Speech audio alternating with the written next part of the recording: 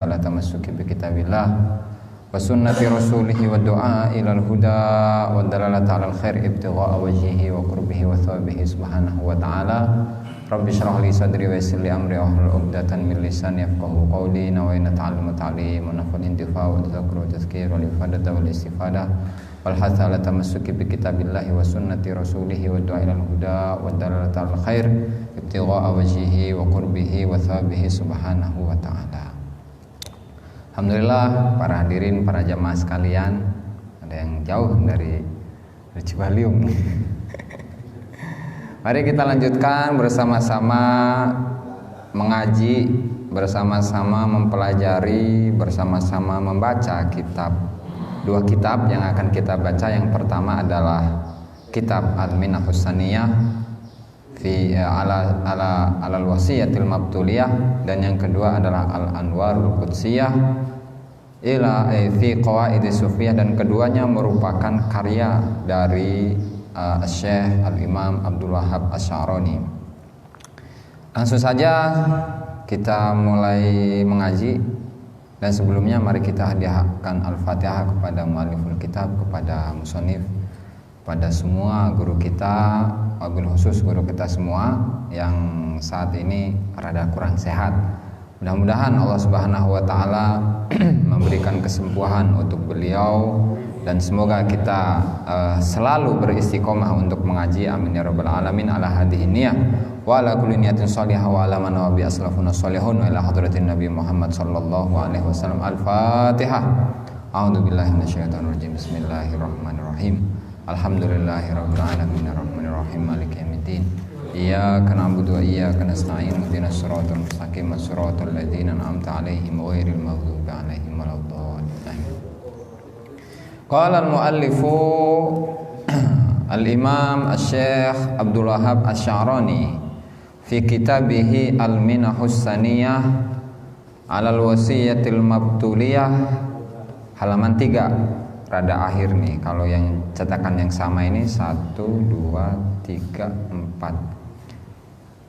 Baris yang keempat dari bawah halaman ketiga. Kalau yang bawa kitabnya ketemu tuh halaman. Qala al-musannifu rahimahullahu ta'ala Abdul Wahhab Asy-Sya'rani fi kitabihi Al-Minahus Saniyah ila an qala wa kana sayyidi Abdul Qadir Al-Jili rahimahullahu ta'ala yaqulu man aradal akhirata fa'alaihi bizzuhdi fid dunya wa man aradallaha ta'ala fa'alaihi bizzuhdi fil akhirah wa madama qalbul abdi wa madama fi qalbil abdi syahwatun min syahawatid dunya aw ladzatun min ladzatiha min ma'kulin aw malbusin aw mankuhin aw wilayatin aw riyasatin aw tadqiqi fannin aw tadqiqin fi fannin min fununil ilmi az-zahidi anil fardi kariwayatil haditsil an wa qiraatil qur'ani bil qiraati sab'i wa kannahwi wal fiqhi wal fasahati falaysa hadza muhibban fil akhirah innama huwa raghibun fid dunya tabi'un li hawahu. Wa kana lan ana sapa sayyidi tuan engsun, junjungan engsun Abdul Qadir, rupane Sayyidi Syekh Abdul Qadir Al-Jili kang bangsa Jailani. Jadi di bacaan Al-Jili atau Al-Jailani itu bisa dibaca dua. Jadi terkadang sebagian ulama memberikan atau menisbatkan daerah beliau dengan sebutan Al-Jili, dan sebagian yang lain menisbatkan beliau dengan penyebutan Al-Jailani. Nah, kayak beberapa pengajian sebelumnya kan ada sebuah kitab yang kita kaji, yaitu kitab Al-Insanul Kamil karya Syekh Abdul Karim Al-Jili. Nah, itu nisbatnya sama kepada sebuah desa yang namanya Jilan atau Jil, gitu, sebuah desa yang berada di daerah Irak. Rahimahullahu ta'ala, rahimahu, mugi-mugi ngerahmati ing Syekh Abdul Qadir Al-Jili atau Al-Jailani sapa Allahu ta'ala, sapa Allah ta'ala halimah luhur sapa Allah yaqulu ikudau sapa Syekh Abdul Qadir Al-Jailani Man aradal akhirata man utawi sapane wong arada kang karep sapa man al akhirata ing akhirat fa alaihi mongko iku tetep ing atase man bizuhdi kelawan zuhud fid dunya ing dalem dunya. Wa man lan utawi sapane wong arada kang karep sapa man Allah ing Allah Ta'ala fa alaihi mongko wajib ing atase man bizuhdi kelawan zuhud fil akhirati ing dalam akhirat. Wa madamalan selagine tetep fi qalbil abdi ku tetep ing dalam atine hamba apa syahwatun syahwat min syahwatid dunya saking pira-pira syahwatid dunya au ladzatun utawa kelezatan kenikmatan min ladzatiha saking pira-pira kenikmatane dunya nyatane min makulin nyatane saking barang kang den pangan au malbusin utawa kang den anggo au mangkuhin utawa kang den nikahi au wilayatin utawa wilayah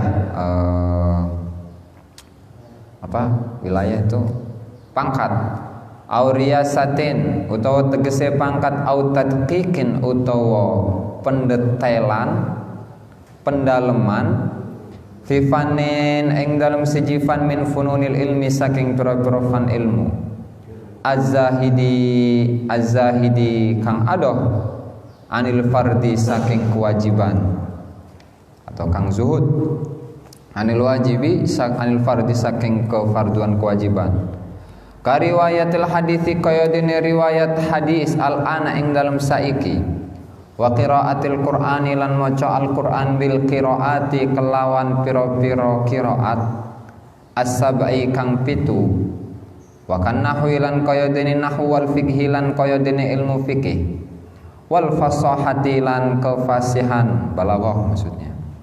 Falaisa mongko ora ana sapa hada ya ikiman iku muhibban iku wong kang demen fil akhirati ing dalem akhirat. Inama angin pestine huwa utaiman iku raghibun demen fid dunya ing dalem dunya tabiun kang manut li hawahu maring hawani man. Wa kana Abu Abdullah al-Maghribi wa kana lan ana sapa Abu Abdullah Al-Maghribi Imam Abu Abdullah kang bangsa Maghrib rahimahullahu taala rahimah mugi-mugi ngrahmati sapa Allahu ing Imam Abu Abdullah Al-Maghribi sapa Allahu taala Allah taala halimah luhur sapa Allah yaqulu iku dawuh iku ngendika sapa Imam Abu Abdullah Al-Maghribi al-faqiru utawi wong kang fakir al-mujarridu kang tajrid anid dunya atau kang ngosongaken sapa fakir anid dunya saking dunya wa illam ya'malan senajan orang beramal sapa fakir syai'an ing suwiji-wiji min a'malil fadhaili saking pira-pira amal pira-pira keutamaan iku afdhalu luweh utama min haula'il muta'abbidina saking mengkono-mengkono pira-pira kang ahli ibadah wa ma'ahum lan hale iku tetep ing dalem sartane haula ilmu ta'abbidin ad-dunya utawi dunya bal balik dzarratun utawi setitik min amalil fakiri saking amale wong kang fakir al mujarridi kang tajrid sapa fakir kang ngosongaken sapa fakir iku afdhalul luweh utama minal jibali saking pira-pira gunung min a'mali ahli dunya saking pira-pira amale ahli dunya.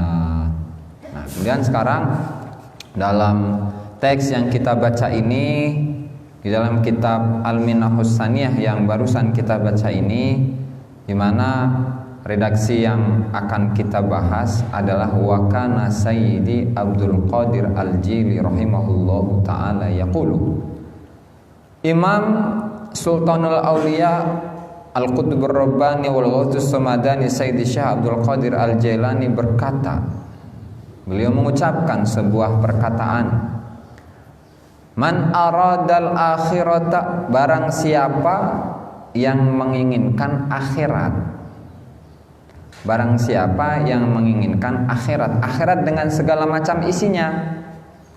Yang namanya akhirat itu ya ada surga, gitu kan?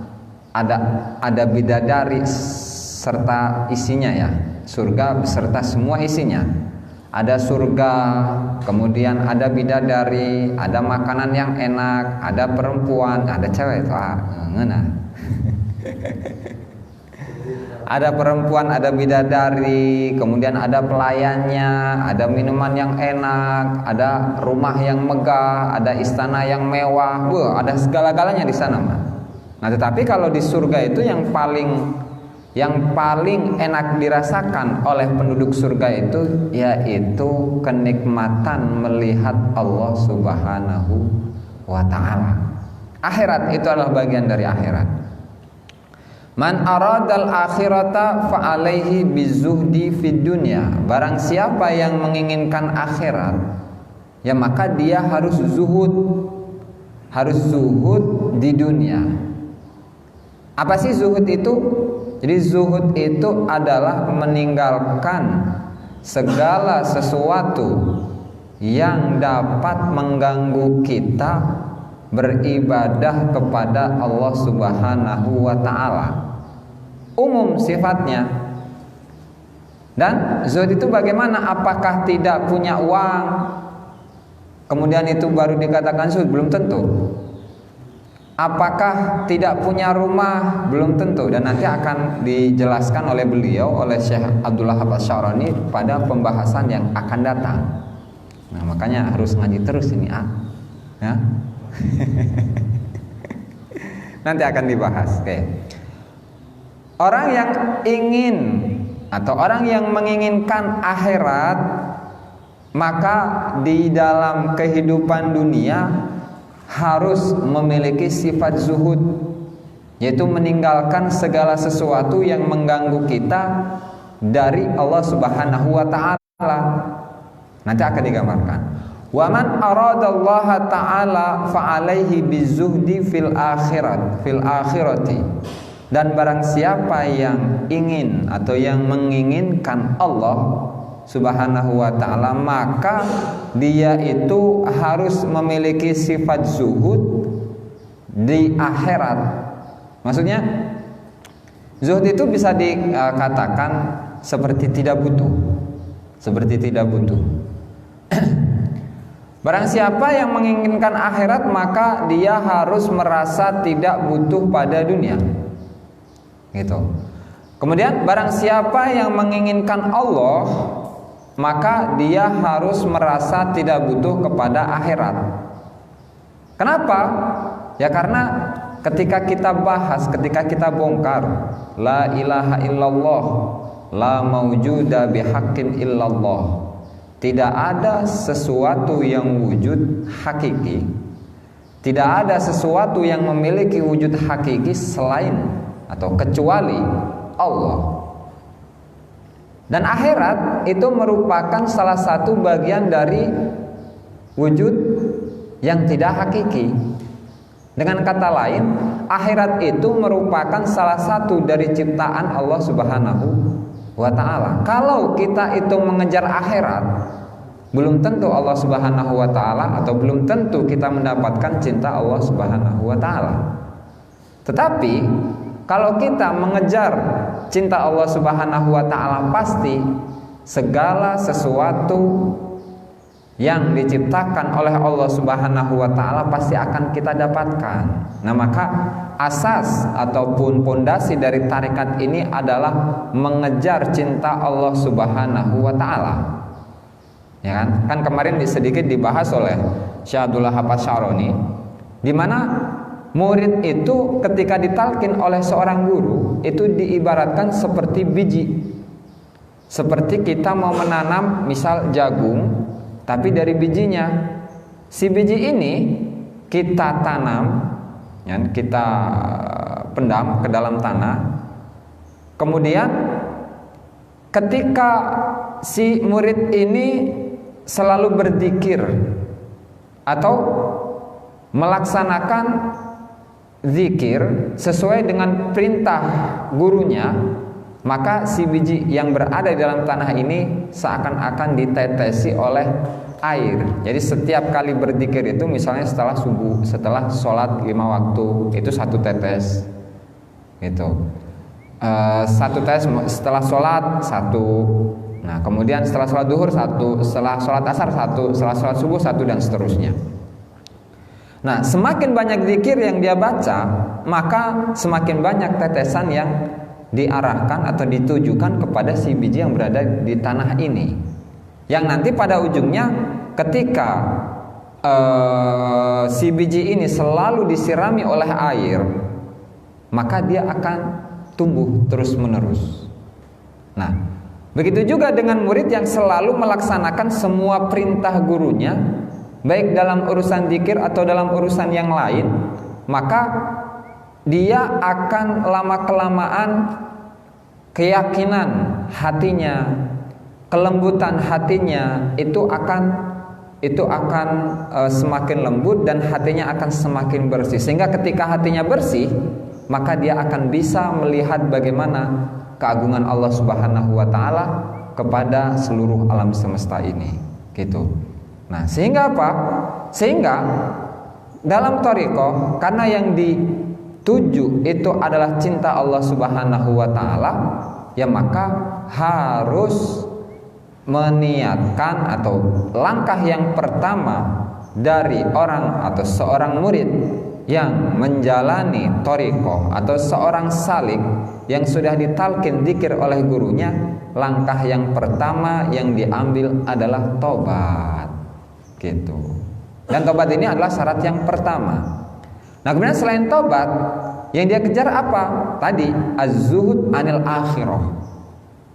Zuhud atau apa istilahnya, merasa tidak butuh dengan akhirat. Karena apa? Karena yang dibutuhkan adalah cinta Allah Subhanahu wa taala. Ketika seseorang itu sudah mendapatkan cinta Allah Subhanahu wa taala, ya maka akan secara otomatis segala kenikmatan yang diberikan kepada kekasih Allah Subhanahu wa taala akan diberikan kepadanya. Kekayaan akan dia kasih, gitu kan. Surga akan dia kasih, bidadari akan diberikan, kemewahan akan diberikan, kenikmatan akan diberikan, dan segala yang dia inginkan pasti akan diberikan oleh Allah Subhanahu wa taala kepada orang yang mencintainya atau walinya. Kan gitu. Nah, sehingga di sini Syekh Abdul Qadir Al-Jailani menegaskan bahwasanya kita sebagai seorang murid, ya tugas kita adalah mengejar Allah Subhanahu wa taala. Apa langkah yang diambil? Fa'alaihi bizuhdi fil akhirah, kata Syekh Abdul Qadir. Maka dia harus, atau si murid ini harus memiliki sifat zuhud, merasa tidak butuh kepada akhirat. Bahkan akhirat pun merasa tidak dibutuhkan, karena yang dibutuhkan adalah cinta Allah Subhanahu wa taala, gitu. Nah, kemudian gambaran selanjutnya, wa madama fi qalbil abdi syahwatun min syahawati dunya, dan selagi di dalam hati seorang hamba itu jika masih ada syahwat dari syahwat-syahwat dunia, jika masih ada keinginan untuk memiliki dunia atau untuk memiliki kelezatan-kelezatan yang ada di dunia ini, seperti apa? Min makulin, makanan, au malbusin, pakaian yang mewah, au mangkuhin, atau perempuan yang dinikahin, au wilayatin, atau kekuasaan, au riyasatin, atau jabatan. Itu dalam urusan-urusan biasa. Atau bagi khusus orang yang berilmu, au tadqiqin fi fannin min fununil ilmi, atau ingin mengejar keilmuan atau fan-fan, cabang-cabang keilmuan yang mendalam, az-zahidi anil fardi, yang lebih dari sesuatu yang diwajibkan, kariwayatil haditsil an, seperti periwayatan hadis pada masa beliau di tahun abad ke-5 Hijriah, wa qiraatil qur'ani bil qiraati sab'i, atau membaca Al-Qur'an dengan qiraat sab'ah, qiraat mutawatirah yang 7, Wa kan nahwi atau pendalaman di dalam nahwu, wal fikih atau pendalaman dalam ilmu fikih, wal fasahati atau pendalaman dalam tata bahasa. Tata bahasa, adab. Tata bahasa. Falaisa hadza muhibban fil akhirah. Maka orang yang seperti ini tidaklah termasuk orang yang mencintai akhirat, gitu. Bukan termasuk orang yang mencintai akhirat. Nah, maksudnya contohnya apa sih? Orang atau seorang hamba yang di dalam hatinya itu masih ada syahwat, masih ada keinginan memiliki dunia, masih memiliki keinginan, masih memiliki kenikmatan-kenikmatan di dunia, baik berupa makanan, baik berupa pakaian, baik berupa kendaraan, baik berupa istri, atau berupa kekuasaan ataupun jabatan, itu termasuk. Jadi ditekankan, ditegaskan bagi seorang murid dalam thariqah itu harus menjauhkan kecintaan kepada hal-hal yang telah disebutkan tadi. Yang namanya tidak cinta itu kan belum pasti tidak dipegang. Saya punya pulpen, cuman saya biasa-biasa aja. Bukan berarti pulpen ini saya buang karena sewaktu-waktu butuh, kan gitu. Nah, atau bagi orang yang berilmu, biasanya orang yang berilmu itu syahwatnya adalah memiliki pendalaman keilmuan yang sangat dalam, yang sangat detail. Misalnya saya mempelajari ilmu fikih, ya maka kitab fikih apapun dari madhab manapun dikarang oleh siapapun, maka saya harus menguasai semuanya. Gitu. Padahal ini bukan termasuk dalam kategori fardu ain, masuk dalam kategori fardu kifayah, tapi tidak masuk dalam kategori fardu ain. Nah, keinginan yang seperti itu pun termasuk hal yang mengganggu perjalanan seorang hamba kepada Allah Subhanahu wa ta'ala, gitu. Nah, seperti apa lagi? Seperti kalau zaman dulu, zamannya Syekh Abdul Qadir Al-Jailani di abad ke-5 Hijriah, abad ke-5 atau ke-6 Hijriah. Pada saat itu para ulama itu masih hobi, masih senang untuk meriwayatkan hadis, mengumpulkan sanad, memperbanyak guru, sehingga ketika seorang ulama itu sudah banyak guru, maka dia akan mendapatkan pujian dari siapapun, bahkan bisa didekati oleh seorang khalifah, seorang presiden pada masa itu, gitu. Atau seorang yang memiliki keinginan untuk menguasai qiraat sab'ah. Jadi di dalam Al-Quran itu memiliki banyak metode bacaan atau dibahasakan dengan qiraat.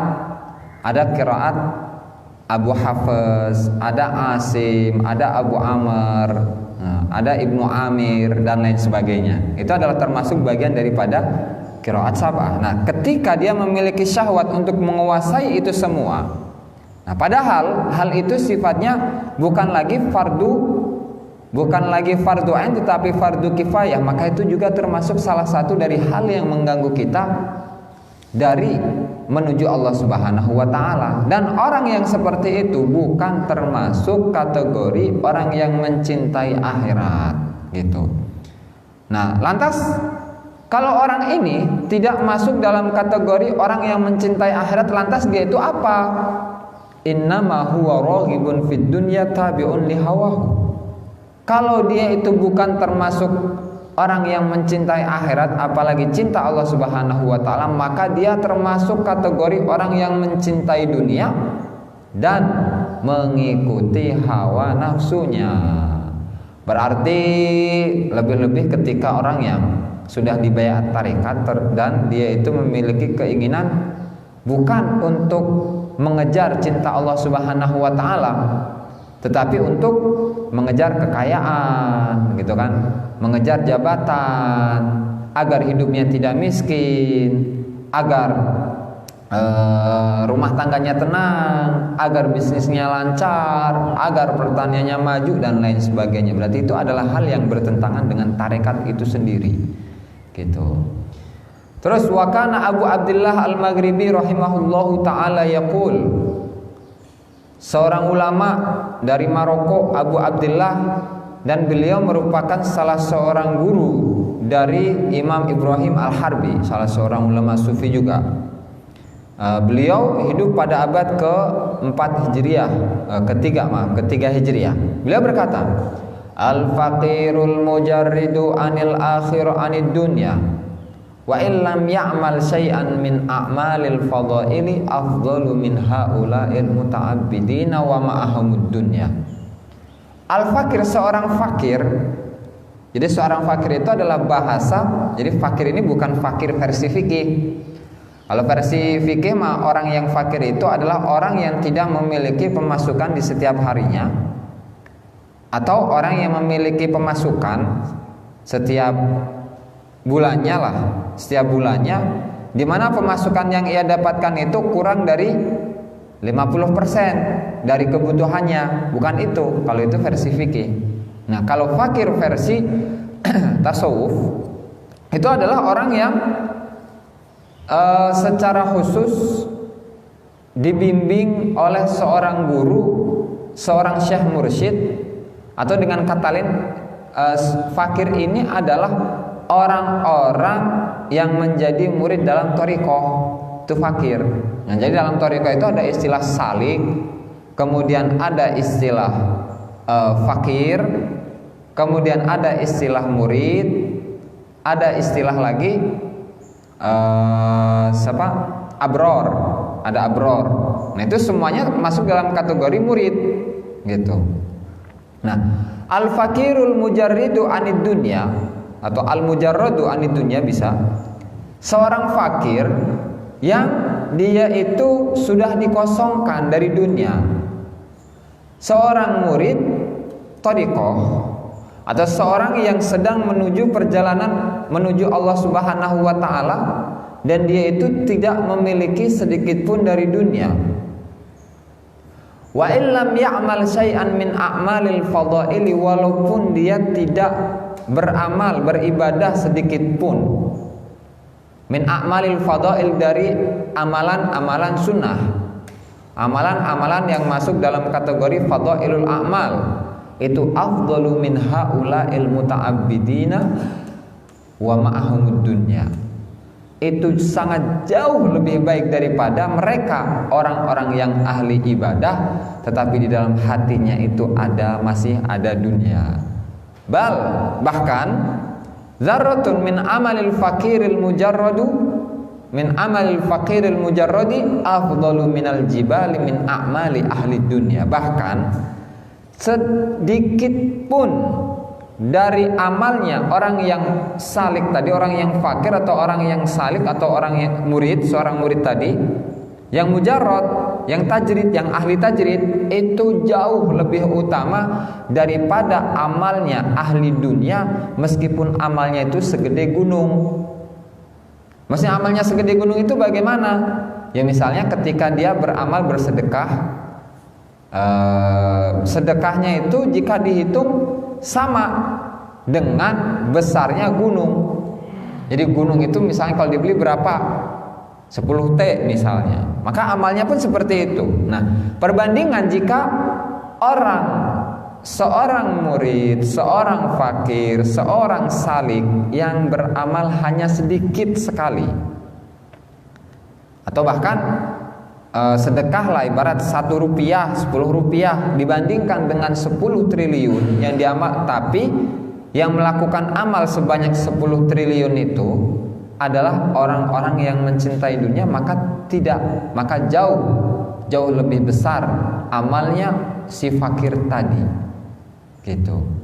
Wa kana sayyidi Abul Mawahib Asyadili rahimahullahu taala yaqulu al-ibadatu ma'a mahabbatid dunya syughulu qalbin wa ta'abu jawarihin fahiya wa in kathrat qalilatun wa innama hiya kathiratun fi wahmi sahibiha wa hiya suratun bila ruhin wa asbahun khaliyatun ghairu haliyatin wa lihada taro kathiran min arbabid dunya yasumuna kathiran wa yusalluna katsiran wa wa yahujjuna katsiran wa laysa lahum nuruz zuhadi wala halawatul ibadah.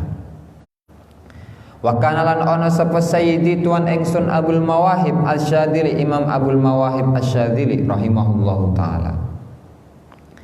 Yaqulu iku dawuh sapa Imam Abul Mawahib Asy-Syadzili, al ibadatu ma'a mahabbatid dunya. Al ibadatu utawi ibadah ma'a mahabbatid dunya ing dalam sartane demen dunya. Iku syughulu qalbin, iku sibuke ati, katungkule ati. Wa ta'abu jawarihin, lan kesele piro-piro anggota. Fahiya mongko utawi dunya, fahiya mongko utawi dunya wa in kathrat lan senajan akeh apa dunya iku qalilatun setitik. Wa inna malan nanging pestine hiya utawi dunya iku kathiratun akeh fi wahmi sahibiha ing dalem sangkanane wong kang duweni dunya. Wahyalan hale utawi dunya iku suratun ibadah Faya mongko utawi ibadah wa in katrat lan senajan akeh apa ibadah iku qalilatun akeh setitik. Wa inna malan angin pesine hiya utawi ibadah iku kathiratun iku akeh fi wahmi sahibiha ing dalem sangkaane wong kang ibadah nglakoni ibadah. Wahyalan hale utawi ibadah iku suratun iku gambaran atau patung. Suratun bisa berarti patung, bisa berarti gambar. Bila rohen kelawan tanpa ruh wa asbahun lan piro-piro bayangan khaliyatun kang kosong. Ghairu haliyatin kang ora manjing. Ghairu haliyatin kang ora manjing. Walihada lan krono iki hiya wa in kasurat qalilatun taro ningali sapa sira katiran ing wong akeh min arbabid dunya saking pira-pira wong kang demen dunya yasumuna iku padha hale padha poso sapa arbabud dunya katsiron hale akeh wa yusalluna lan padha salat sapa arbabud dunya katsiron kelawan akeh wa yahujjunan padha haji sapa arbabud dunya katsiron kelawan akeh walaisalan ora ana lahum iku tetep kedue arbabud dunya nuruz zuhadi apa nure pira-pira wong kang zuhud wala halawatul ibadati lan ora manise ibadah. Nah ini baru nih masalah zuhud. Wa haqiqatuz zuhdi lan utawi hakikate zuhud fid dunya ing dalam dunya huwa hiya zuhud iku tarkul maili iku ninggalaken condong ilaiha maring dunya bil mahabbati kelawan deman la bi khuluwil yadi ora kelawan kosonge tangan minad dunya saking dunya li anda minahi syari'i krono ora ngelarangi syariat anit tijarati saking dagangan wa an amalil hirafilan saking amal pira-pira penggawean wala qaila bidzalika wala qaila lan ora ana wong kang ngucap iku maujud bidzalika kelawan mengkono-mengkono khulul yadi minad dunya ila akhiri. Wa inna malan nanging pestine daraja manjing sapa jumhur sahabati sapa sekabehe pira-pira sahabat wa tabi'in lan pira-pira tabi'in ala khulul yadi ing atase kosonge tangan minad dunya saking dunya liyuk tada supaya den contoh liyuk tada liyak tadia supaya nyontoh bihim kelawan jumhur sahabati wa tabi'in sapa al mahjubuna sapa pira-pira wong kang den hijab an musyahadatil akabiri saking nyekseni pira-pira wong pira-pira panggede. Falidzalika mongko krono mengkono liyaqtadiya bihimul mahjubun azharu podo ngejelasaken sapa jumhur sahabah lahum kedue al mahjubun an musyahadatil akabir az-zuhda ing zuhud fid dunya ing dalem dunya bi khuluwil yadi kelawan kosonge tangan. Wa nahauhum lan padha nglarang sapa jumhur sahabati wa tabi'ina ing al mahjubun anit tabassuti saking tabassut. Apa tabassut itu? Menghamparkan kalau Indonesianya mah.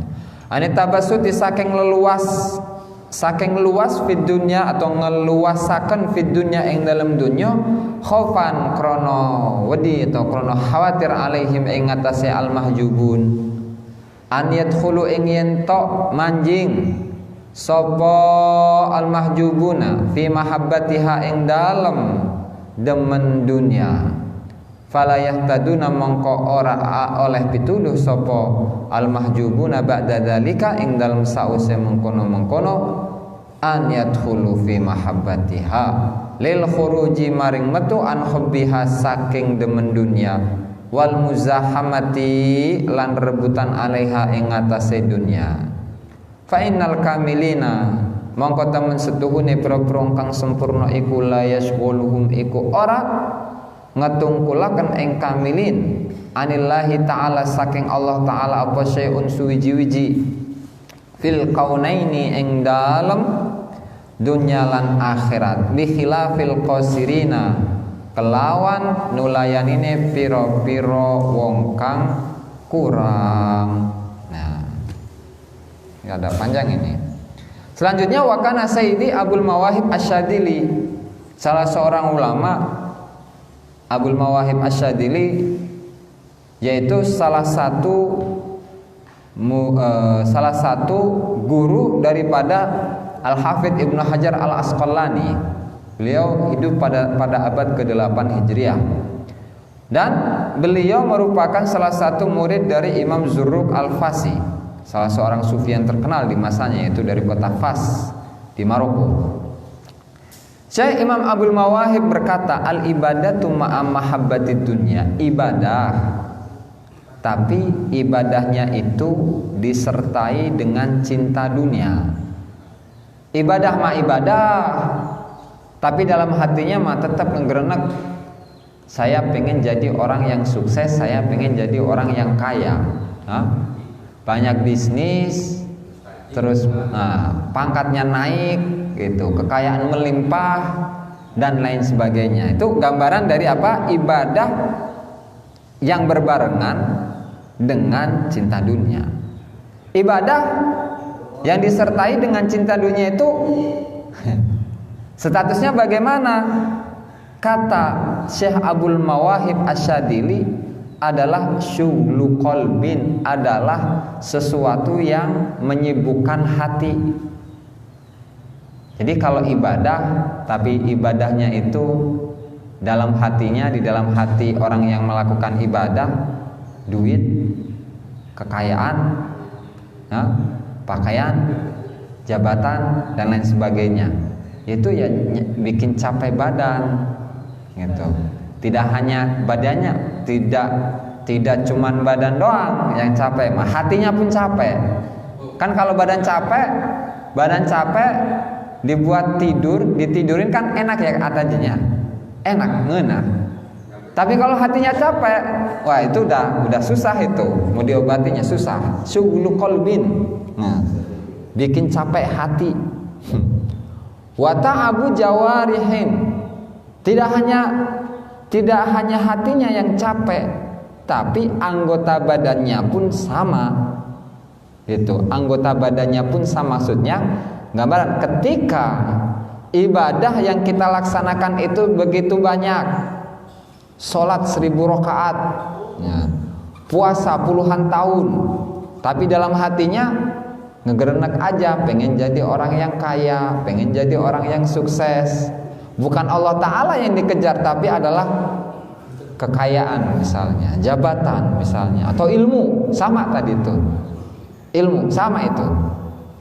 Jadi kalau sholat, tapi ketika sholat dia membayangkan dirinya menjadi kiai, padahal ngaji mah tebecus. itu sama bikin capek badan dan hati. Gitu. Makanya fahiya wa in kathurat qalilatun, maka ibadah yang dilakukan meskipun banyak, sampai kalau sholat ribuan rakaat, puasa puluhan tahun, itu meskipun jumlahnya banyak tetapi itu dianggap sedikit oleh Allah Subhanahu wa taala. Wa inna ma hiya katsiratun fi wahmi sahibiha. Dia banyak, jumlahnya banyak. Menurut siapa? Menurut orang yang melaksanakannya. Atau iyalah, saya mah ibadah udah berapa ribu rakaat yang sudah saya laksanakan, ya. Puasa saya mah udah berapa puluh tahun saya berpuasa, tahunan, gitu. Tetapi hakikat daripada ibadah yang dia laksanakan itu hanyalah sedikit. Kenapa? Wahya suratun bila ruh. Ya karena ibarat ibadah yang seperti itu ya ibadah ibarat patung. Yang namanya patung kan gak ada ruhnya. Patung yang diem, batu dipahat menjadi patung kemudian diem. Sementara manusia kan enggak. Manusia itu adalah jasadun ma'ruh. Ada jasad, ada rohnya. Itu kalau patung jasad doang, itu ruhnya enggak ada. Atau wa asbahun khaliyatun, dan juga bayangan yang kosong, ghairu haliyatin, yang tidak dimasuki oleh apapun, tidak masuk kemanapun dan tidak bisa dimasuki oleh apapun. Ini namanya bayangan kayak gitu tuh, dipegang nggak bisa, gitu kan, ditangkap nggak bisa, difoto doang bisanya. Bahkan difoto terkadang juga kalau ada blitnya nggak kelihatan bayangan hilang. Walihada taro katsiran min arbabid dunya yasumna. Sehingga karena hakikat daripada ibadah yang kosong tadi, atau ibadah yang pemiliknya itu membarengkan ibadahnya dengan cinta kepada dunia, itu taro katsiran min arbabid dunya, engkau banyak melihat orang-orang yang mencintai dunia, yasumuna katsiran, ini digambarin. Puasanya mah banyak, wa yusalluna katsiran, salatnya banyak. Puasanya tahunan, salatnya ribuan rakaat. Wa yuhujjuna katsiran, haji berkali-kali tahunan, tiap tahun haji. Itu. Tetapi dari ibadah yang dia laksanakan tidak sedikit pun muncul cahaya kezuhudan dari wajahnya atau kemanisan ibadah yang telah dia lakukan. Walaisa lahum nuruz zuhadi wala halawatul ibadah. Cahaya orang-orang yang zuhud dari dunia atau manisnya ibadah yang telah dia lakukan itu sedikit pun tidak membekas, tidak berbekas. Nah, sehingga dari sini kita harus mengetahui ibadah yang sebenarnya itu harus bagaimana. Ibadah yang kita lakukan itu harus bagaimana, ini dijelaskan oleh Syekh Abdullah Hafiz Sya'rani. Dimulai dari mana? Dari hakikat zuhud itu seperti apa? Wa haqiqatu zuhdi fid dunya. Bukan suhdi. Nanti kalau suhdi abejo. Wa haqiqatu zuhdi, adapun hakikat daripada zuhud fid dunya, zuhud dalam dunia itu apa? Huwa tarkul maili ilaiha bil mahabbati, meninggalkan condong kepadanya, meninggalkan kecintaan atau kecondongan, meninggalkan kecondongan kepada dunia dengan kecintaan. Paham ya? Meninggalkan atau tidak condong berupa kecintaan kepada dunia. Dengan kata lain tidak mencintai dunia. Tidak mencondongkan cintanya kepada dunia.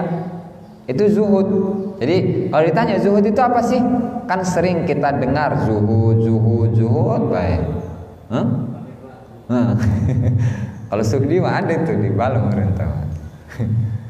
Jadi zuhud itu apa?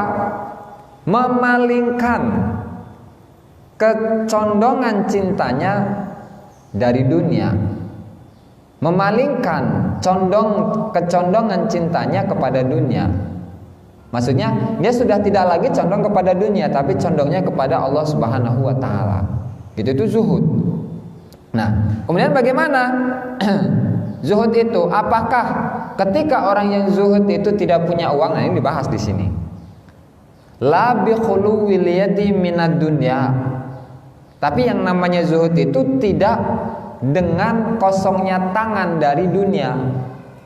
Yang namanya zuhud itu tidak berarti tidak punya kekayaan, tidak punya mobil, tidak punya rumah, tidak punya pakaian yang bagus. Enggak.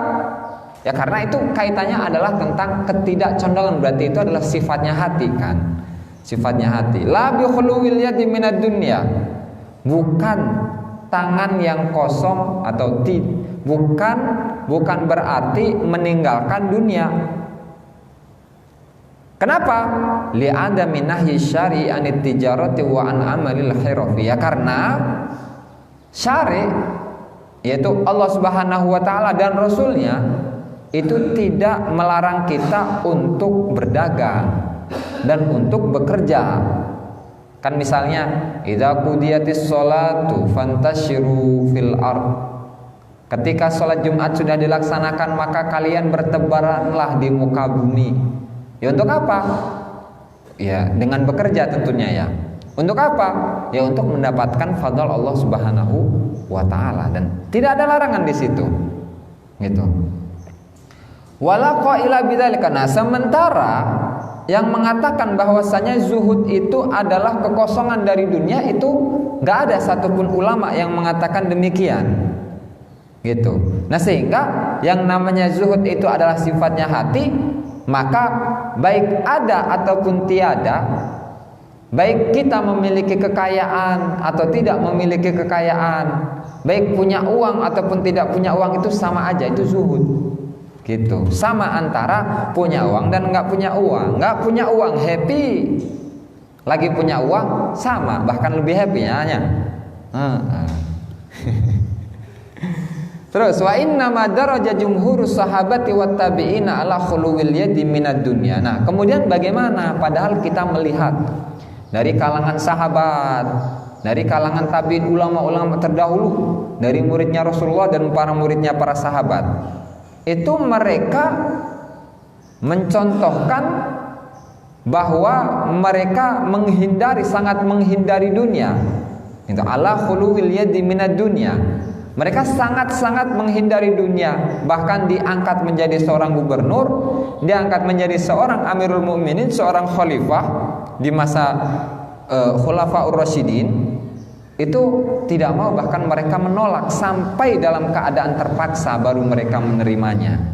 Itu contoh yang demikian itu tujuannya untuk apa? Tujuannya adalah liyaktadi bihimul mahjubun an musyahadatil akabir, supaya diikuti oleh orang-orang yang dihijab, ditutup oleh Allah Ta'ala. Maksudnya orang yang memiliki pemahaman yang dangkal. Nah, karena orang yang mahjub, orang yang terhijab, yang tertutupi oleh Allah ditutupi oleh Allah Subhanahu wa taala, yang mereka memandang bahwasanya para sahabat itu hidupnya enak, selalu enak. Nah, kalau para sahabat semuanya hidup dengan kemewahan, nanti akan ditiru oleh generasi selanjutnya.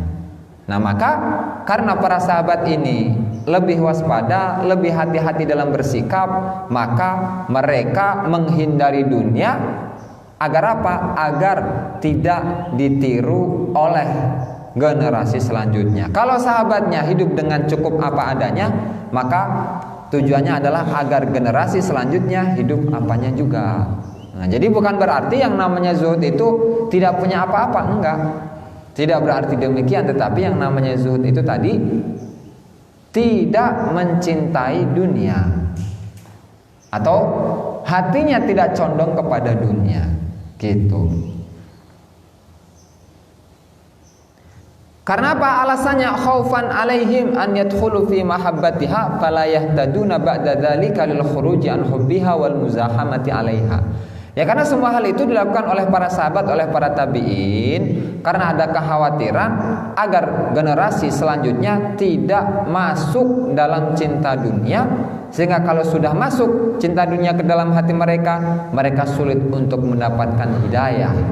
Itu sulit untuk mengeluarkan cinta dunia dari hatinya, terutama wal muzahamati alaiha, dan agar mereka tidak berlomba-lomba saling rebutan untuk mendapatkan dunia. Fa innal kamilina la yashghaluhum 'anillahi ta'ala syai'un fil kaunain.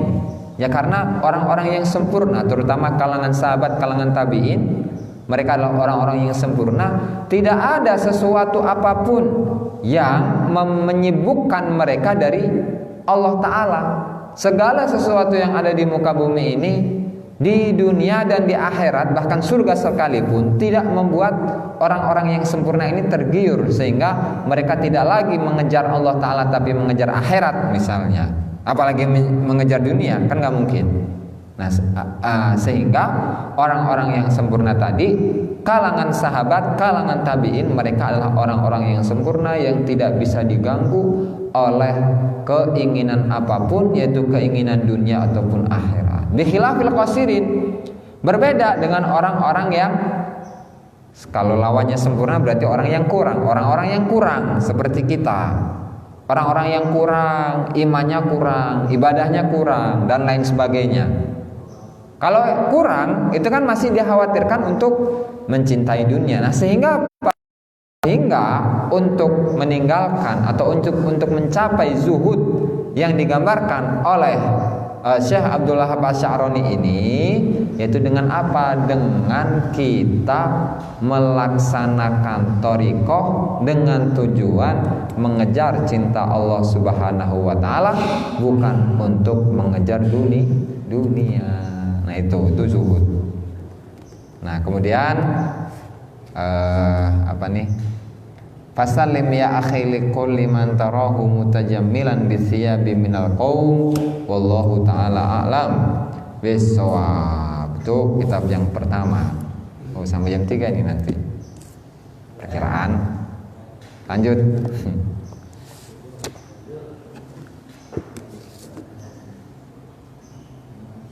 Mana sih? Oh iya benar.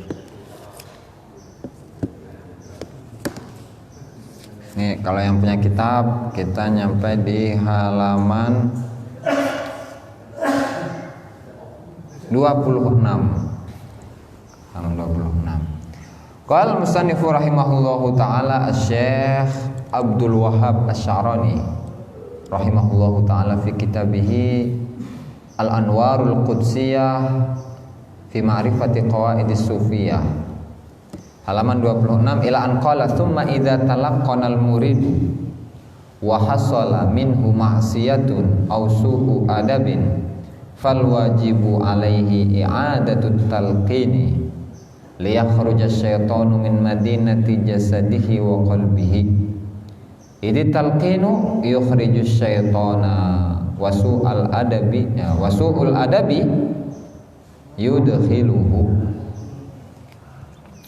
Thumma idza talaqqana mangko nuli nalikane den talqin sapa al muridu, sapa murid, wa hasalalan hasil minhu saking murid apa maksiatun maksiat, au su'u adabin utawa alane adab, fal wajibu mongko utawi kang wajib alaihi ing atase murid iku i'adatut talqini, iku ngulangi talqin, liyukhrija supaya ngetokaken atau liyakhruja supaya metu sapa asyaitonu setan min madinati jasadihi saking kotane jasate murid, wa qalbihi lan atine murid.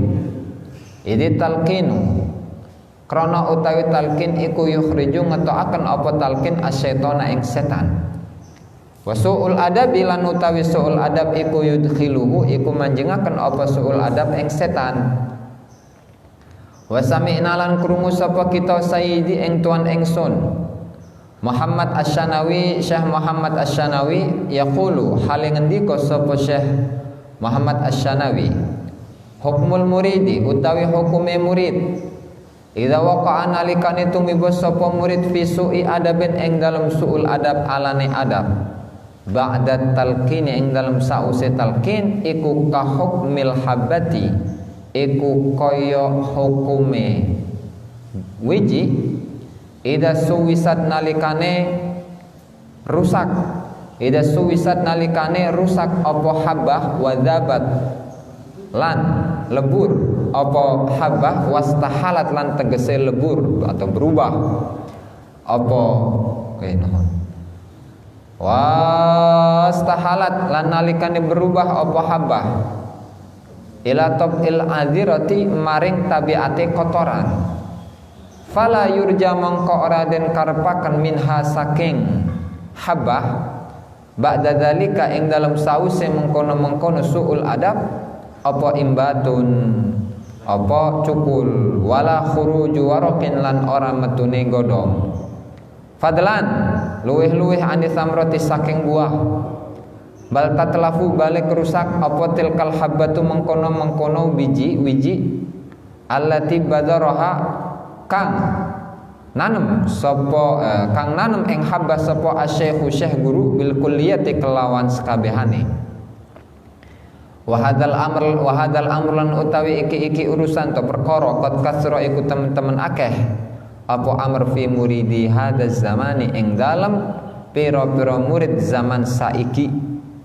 wa ma minhum wa malan ora ana minhum saking minhum iku tetep saking muridi hadzal zaman ahadun sapa ahadun utawi wong suwiji yujadidu kang nganyari sapa ahad at-talqina ing talqin ala syaikhihi ing atase gurune ahad fa'adimu mongko padha kelangan sapa muridi hadzal zaman an-naf'a ing manfaat wasaru lan dadi sapa muridi hadzal zaman ajsadan iku pira-pira jasad bila arwahin kelawan tanpa pira-pira ruh kanahum kaya dene kaya temen setuhune muridi hadzal zaman iku khusyubun iku pira-pira kayu musannadatun kang den sandaraken fala haula mongko ora ana daya iku maujud wala quwata lan ora ana kekuatan iku maujud illa billahi angin kelawan Allah al aliyyi kang maha luhur al azimi kang maha agung. Ya, kemudian penggambaran dari seorang murid yang ditalkin oleh guru. Nah, karena kita semua adalah seorang murid, kita semua adalah para muridin dan kita ditalkin oleh guru mursyid, guru thariqah. Nah, sehingga kita memiliki kewajiban di samping kita memiliki hak. Kita sebagai murid memiliki kewajiban untuk melaksanakan tugas, yaitu apa? Pertama, taat kepada guru. Nah, kemudian kedua, melaksanakan segala yang diperintahkan oleh guru. Nah, itu kewajiban kita. Hak kita adalah didoakan oleh guru. Nah, karena guru itu tadi hanyalah menanam biji yang ada di dalam tanah, menanam biji ke dalam tanah. Yang menyiraminya kita sendiri. Kalau memang nyiramnya itu rajin, gitu. Ketika nyiramnya rajin, zikirnya tidak pernah absen, zikir maktubahnya, zikir wajibnya tidak pernah absen. Kemudian setiap kali pertemuan, setiap kali semua perintah yang semua yang diperintahkan oleh guru dilaksanakan, ya maka kita ibarat biji tadi yang selalu diserami, maka pertumbuhannya itu akan cepat. Kalau tumbuh nanti akan muncul daun. Kalau si biji jagung tadi itu, yang lama kelamaan nanti akan timbul buah. Nah, kalau udah timbul buah udah enak, gitu. Nah, sekarang mah boro-boro banyaknya dari kita sendiri. Udah mah zikiran jarang, sering absennya. Kemudian perintah guru jarang dilaksanakan. Ya ibaratnya sebuah biji yang ditanam di sebuah tanah di bawah terik matahari yang sangat panas. Boro-boro bisa tumbuh, kering mah iya, busuk mah iya. Karena jarang disiram ini kan jadi kering dia. Gitu. Sarobai tamah. Terus, nah sebagai seorang murid, kan, tadi harus melaksanakan atau taatlah dengan garis besarnya itu taat kepada guru. Nah, ketika ada sebuah kejadian di mana ketika murid melakukan sebuah maksiat, apalagi maksiatnya tergolong dalam dosa besar, satu, atau dua, ausu'u adabin, atau dia itu su'ul adab. Apa su'ul adab itu? Su'ul adab itu apa bahasa ininya? Indonesianya? Melunjak. Nah, melunjak karena guru. Jadi ada dua kesalahan nih. Misalnya ketika seorang murid, tsumma idza talaqqanal muridu wa hasala minhu ma'siyatun aw su'u adabin. Ketika seorang murid yang sudah ditalkin oleh guru mursyidnya, kemudian dia melakukan sebuah kemaksiatan, apalagi maksiatnya termasuk dalam kategori dosa besar atau masuk dalam kategori ngelunjak kepada gurunya, maka apa yang harus dilaksanakan oleh si guru, si murid ini? Fal wajibu alaihi i'adatut talqin. Maka yang wajib dilaksanakan oleh murid itu adalah mengulangi talqin zikir lagi dari gurunya. Nah, jadi kemarin itu ada sebuah kisah di mana ketika gurunya sedang sakit, dia datang. Ada seorang guru sakit, pengen istirahat. Kemudian ada seorang murid datang seorang murid. Abahnya ada, gurunya ada, syekh ada. Oh ada, cuman lagi istirahat. Tolong bangunin sih. Tolong abahnya bangunin, guru, tolong Pak Kiai dibangunin, karena saya Ustadz Anu datang, gitu. Ada perlu, gitu. Kan udah tahu, abahnya mas sakit, gurunya sakit, ya, gurunya mas sakit, lagi istirahat, barusan istirahat, suruh dibangunin coba, terus bilangnya Ustadz Anu datang dari Anu. Kan kurang ajar kayak gini, ya kan? Nah ini masuk dalam kategori sini nih, ausu'u adabin, masuk dalam su'ul adab. Jadi tarekatnya itu gugur tarekatnya gugur. Karena tarekatnya gugur sehingga yang wajib dilaksanakan itu apa? I'adatut talqin, mengulangi talqin zikir lagi. Ustadz ongkoh tenyahu kana adab. Katanya mah ustadz, katanya ustadz itu, katanya. Jadi apa istilahnya, dari sisi adab harus lebih dipelajari lagi itu, diluaskan lagi pemahamannya, wawasannya tentang adab. Ya karena sering kejadian yang seperti ini. Jadi tugas seorang murid itu jangan sampai membuat gurunya itu pertama menjadi pusing, kedua menjadi marah. Nah, apalagi si murid ini kurang ajar kepada guru. Karena itu akan berefek negatif kepada si murid ini. Bahkan tarekat yang dilaksanakan bisa saja gugur. Gitu. Nah, sehingga apalagi su'ul adab ya, maksiat ya. Apalagi maksiat, su'ul adab saja bisa menggugurkan tarekat. Apalagi maksiat gitu. Kenapa? Ketika seorang murid itu melakukan sebuah maksiat ataupun kekurang ajaran kepada gurunya, dia wajib untuk mengulangi talqinnya. Supaya apa? Supaya dia mengeluarkan setan dari jasad dan hatinya.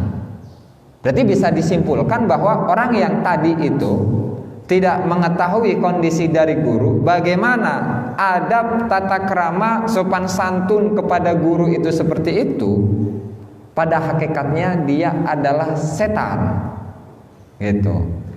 Karena setan itu harus diusir, ya maka harus kembali lagi di talqin zikir, gitu. Jadi setan itu kan macamnya ada dua. Ada setan yang berupa setan makhluk halus, ada setan yang berupa orang gitu yang ada di hadapan kita. Banyak yang seperti ini. Nah, sehingga ketika setan ini menguasai diri kita, ya harus kita usir. Benar ya Opiknya? Nah, setan sifatnya yang kayak setan gitu. Ini talqinu yukhrijus, karena talqin zikir itu bisa mengusir setan. Nah, sementara wasu'ul adabi yudkhiluhu, kalau kurang ajar kepada guru itu bisa memasukkan setan ke dalam dirinya. Benar kan kata saya tadi? Orang yang tidak memiliki adab, tidak memiliki tata krama kepada gurunya, wajarlah kalau dia ini orang bodoh. Wajar kalau orang ini bodoh, wajar. Yang karena nggak tahu ilmunya ini. Tapi kalau sebutan ustadz, waduh, dipertanyakan ini keustatannya. Ustadz ongko tenyaho karena tata krama. Watu duka tamu. Oke, lanjut. Wa sami'na Sayyidi Muhammad Asy-Syanawi yaqulu. Dan kami, kata Syekh Abdul Wahab Asy-Syaruni, mendengar guru kami yang namanya Sayyidi Syekh Muhammad Asy-Syanawi, salah seorang guru dari Syekh Abdul Wahab Asy-Syaruni, yang melanjutkan yang beliau ketika Syekh Abdul Wahab Asy-Syaruni menjadi seorang mursyid, beliau berguru lagi kepada Syekh Muhammad Asy-Syanawi. Beliau berkata, hukmul muridi idza waqa'a fi su'i adabin ba'da talqin. Hukumnya seorang murid ketika dia melakukan kekurang ajaran kepada gurunya setelah ditalqin zikir, bagaimana hukumnya? Itu kahukmil habbati ida suwisat wadabat wastahalat ila tab'il adirah. Itu seperti hukumnya biji, seperti hukumnya biji-bijian, tapi biji-bijian ini sudah rapuh dan sudah lebur dan sudah berubah mirip sama seperti kotoran. Ya maksudnya tidak berfungsi, tidak bisa tumbuh lagi gitu. Jadi hukum seorang murid yang durhaka kepada guru, yang melunjak ya kepada guru, itu sama seperti hukumnya biji yang sudah rusak, sudah hancur, tidak bisa dimanfaatkan lagi. Maka bagaimana kalau sudah tidak bisa dimanfaatkan lagi? Fala yurja ba'da dzalika inbatun wala khuruju waraqin fadlan anis samarah. Kalau udah rusak si biji ini, jangan ngarep bisa tumbuh, bijinya ini bisa tumbuh, jangan ngarep. Apalagi keluar daun, kemudian ayak buahan, nggak ada, karena udah mati si biji ini, nggak mungkin bisa berkembang, nggak mungkin bisa tumbuh. Bal tatlafu tilkal habbatul lati badaraha syaikhu bil kulliyah. Bahkan itu sudah hancur secara maksimal. Bahkan biji itu sudah hancur secara maksimal. Biji yang telah ditanam oleh guru.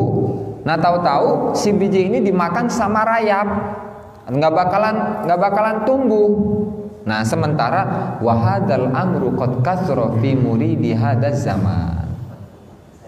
Hal ini ternyata sudah banyak terjadi bagi para muridin pada zaman muallif, yaitu di tahun 950-an, 950 Hijriahan. Jadi kalau ditarik sekarang itu ya sekitar 500 tahun yang lalu. 500 tahun yang lalu para muridin yang melakukan hal yang demikian itu sudah banyak. Nah, apalagi saiki. Kan lebih parah tentunya. Wa hadzal amru qad kathara fi muridi hadzal zaman wa ma minhum ahadun yujaddidu talqina ala syekhi. Sementara tidak satu pun dari mereka yang memperbaharui talqin kepada gurunya. Fa'adimun naf'a, maka mereka sudah kehilangan manfaat. Wasaru ajsadan bila arwah, mereka menjadi jasad tanpa ruh. Ya kayak bangkai lah. Jasad ma'aya, jasadnya ada sementara ruhnya nggak ada.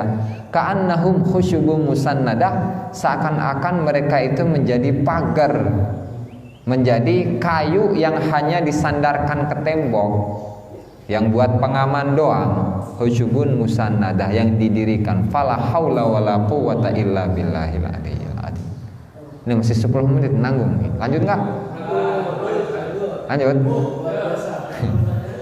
Ya kita layu.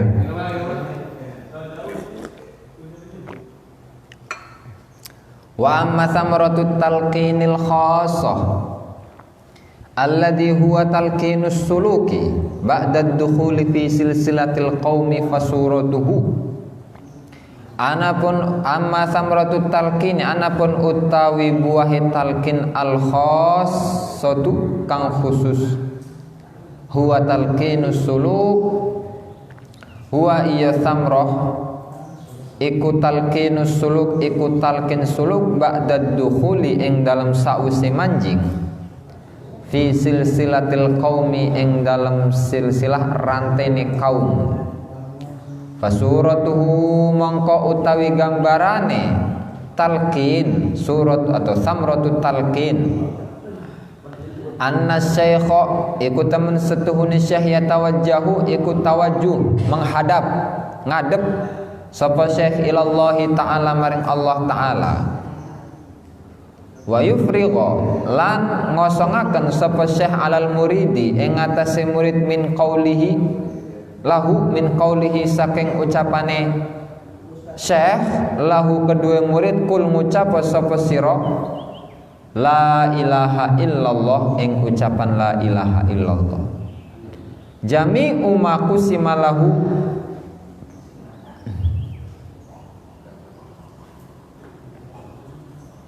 jami'u ma utawi sekabehe barang kusima kang den bagi apa malahu kedua murid min ulumi syariati saking pira-pira ilmu syariat al mutahharati kang den suciaken.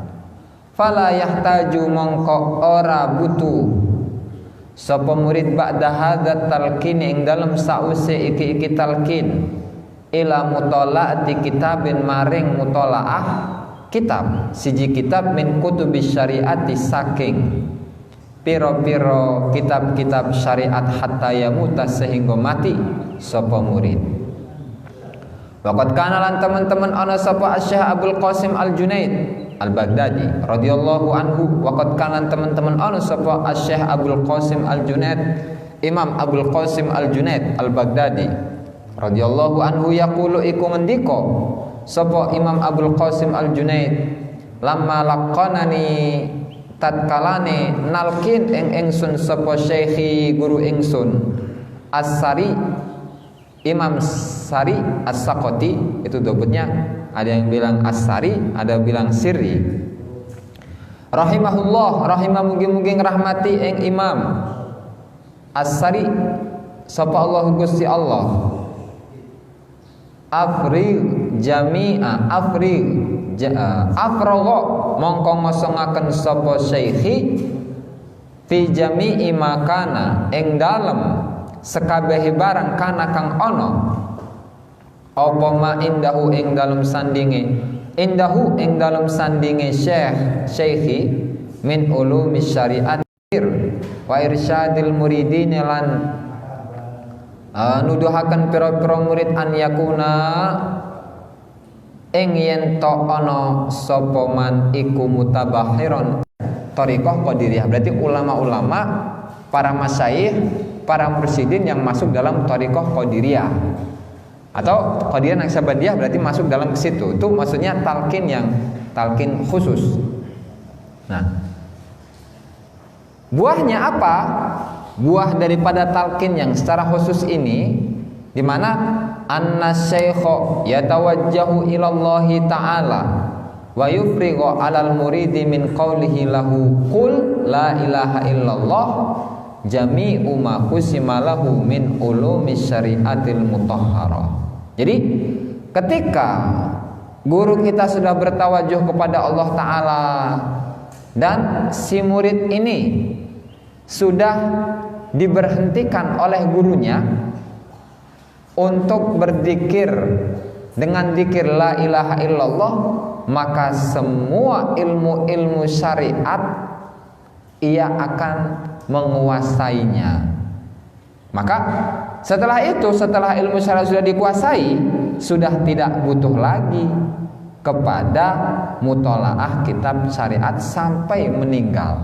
Gini maksudnya, ketika ada seorang guru mursyid membaiat seorang murid, tentunya sebelumnya sudah dibaiat terlebih dahulu ya, karena ini buah yang khusus. Nah, kalau buah talqin yang umum itu dia mendapatkan apa tadi? Dia termasuk dalam golongan ahli silsilah thariqah tertentu. Itu kalau yang umum. Tapi kalau yang khusus, nah ketika seorang murid ditalkin dzikir oleh gurunya, dan setelah ditalkin dzikir itu si murid sudah diperintahkan oleh gurunya untuk tidak lagi berzikir dengan zikir la ilaha illallah, maka dengan talqin yang seperti itu dia mendapatkan atau menguasai ilmu-ilmu syariat. Gambarannya, misal ketika ada seorang murid ditalqin oleh gurunya membaca la ilaha illallah, dibaca terus dari bilangan 165 naik ke 1000, 1000 naik ke 5000, 5000 10000, 10000 terus 30, 70 sampai 100.000, bahkan sampai zikir la ilaha illallah ini di setiap nafasnya, di setiap detak jantungnya. Nah, otomatis zikirnya sudah nggak la ilaha illallah lagi kan? Bahkan segala sesuatu yang bergerak di jasadnya itu sudah berzikir. Nah, kalau dalam keadaan seperti ini kemudian gurunya mentalkin lagi, ya maka faidah yang dia dapatkan, dia sudah akan mendapatkan ilmu syariat dan tidak butuh lagi ngaji kitab syariat gitu. Tapi syaratnya tadi, setiap nafas, setiap detak jantungnya itu berzikir secara otomatis, Itu adalah salah satu dari faedah talqin zikir. Tapi ya jarang orang-orang yang seperti ini, mah jarang. Ini mah zaman dulu tahun 300 Hijriahan, 200 Hijriahan, seperti yang terjadi pada Imam Abul Qasim Junaid Al-Baghdadi, di mana beliau mengatakan, waqad kana Syekh Abul Qasim Al-Junaid radhiyallahu anhu yaqul, lamma laqanani syekhi As-Sari rahimahullahu afruhu fi jami'i ma kana indahu min ulumis syariah. Ketika aku, Syekh Abul Qasim Junaid Al-Baghdadi, dan ini ada di silsilah Qadiriyah kan, Al-Imam Abul Qasim Junaid Al-Baghdadi ketika ditalkin oleh gurunya Imam Sari As-Saqati, beliau ternyata mengosongkan diri dari semua ilmu, saya ilmu itu juga gitu. Nah, dalam sebuah cerita di mana Al-Imam Syafi'i dan Imam Ahmad bin Hambal itu sezaman dengan Imam Junaid Al-Baghdadi, kata Imam Ahmad bilang kepada Imam Syafi'i, wahai Imam Syafi'i, coba sih kita tes siapa Darwis. Kalau Darwis itu artinya orang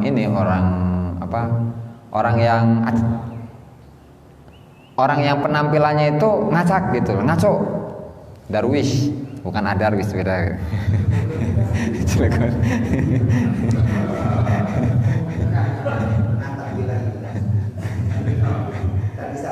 Nah, kita tes ini siapa Imam Junaid Al-Baghdadi, bagaimana dia menjawab pertanyaan kita.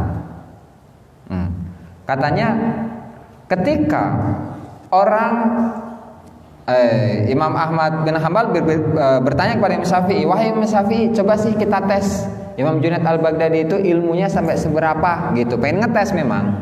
Nah, kata Imam Syafi'i, enggak, saya mah enggak berani. Orang yang seperti itu mah orang yang dekat dengan Allah Ta'ala, nanti khawatir dia akan berdoa jelek kepada diri saya, kata Imam Syafi'i. Nah, akhirnya Imam Ahmad bin Hambal itu bertanya, "Ya Syekh, saya ingin bertanya, ketika seseorang itu memiliki 40 kambing, maka apa yang harus dia lakukan?" Kata Imam Junaid al-Baghdadi, bertanya lagi, "Menurut ilmu kamu apa menurut ilmu kami?" Gitu.